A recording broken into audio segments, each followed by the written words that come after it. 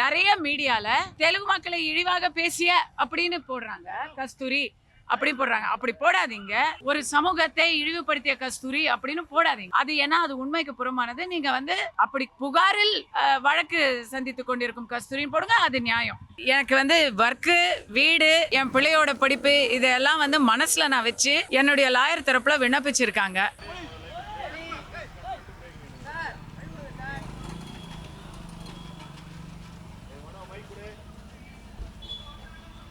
Daily எனக்காக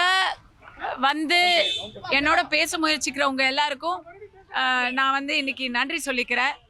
பிரஸ்ஸோட ஆதரவுக்கு நன்றி சொல்லணும்னு ரொம்ப நாளா நினைச்சிட்டு இருந்தேன். இன்னைக்கு அந்த நன்றி சொல்லிக்கிறேன். நன்றி சொல்ற அதே நேரத்தில் ஒரு விண்ணப்பம். நிறைய மீடியால தெலுங்கு மக்களை இழிவாக பேசிய அப்படின்னு போடுறாங்க.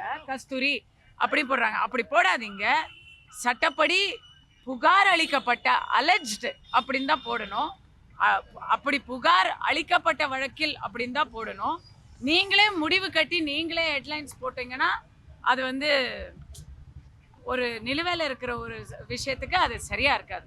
அதனால ஹெட்லைன்ஸ் போடும்பொழுது என்னை பத்தி செய்தி போடும்பொழுது நியாயமா போடுங்க.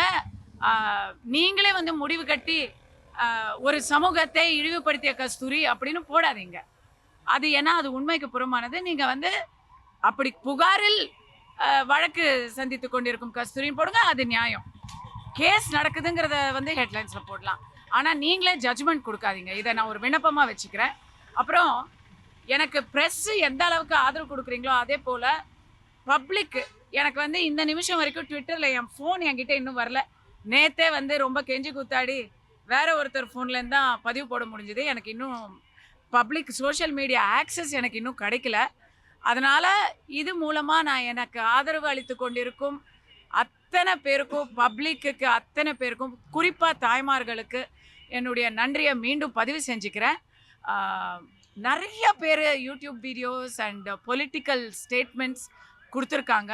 அவங்க எல்லாருக்கும் தனிப்பட்ட முறையில் நான் நன்றி சொல்லிட்டு இருக்கிறேன். அதே சமயத்தில் இங்கேயும் சொல்கிறேன், என்னைக்கு எனக்கு ட்விட்டர் ஆக்சஸ் முழுமையாக கிடைக்குதோ அன்னைக்கு எல்லார் பேரையும் விடுபடாமல் ஒரு நன்றி அறிக்கையும் நான் எழுத்து மூலமாக சமர்ப்பிப்பேன்.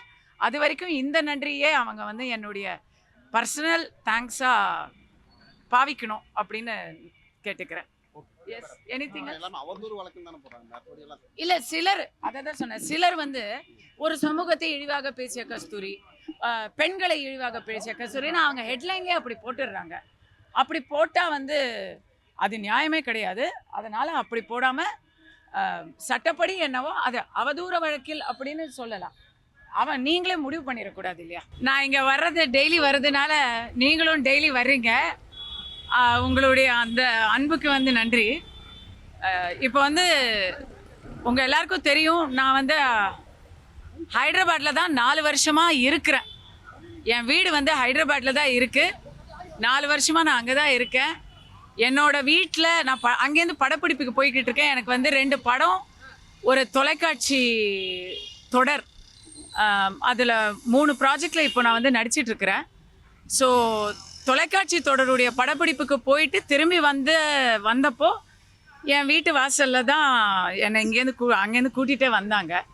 ஸோ இப்போ வீட்டுக்கு போய் ஆல்மோஸ்ட் 2 வீக்ஸ் ஆச்சு. படப்பிடிப்பு எல்லாமே அப்படியே தடப்பட்டு இருக்குது.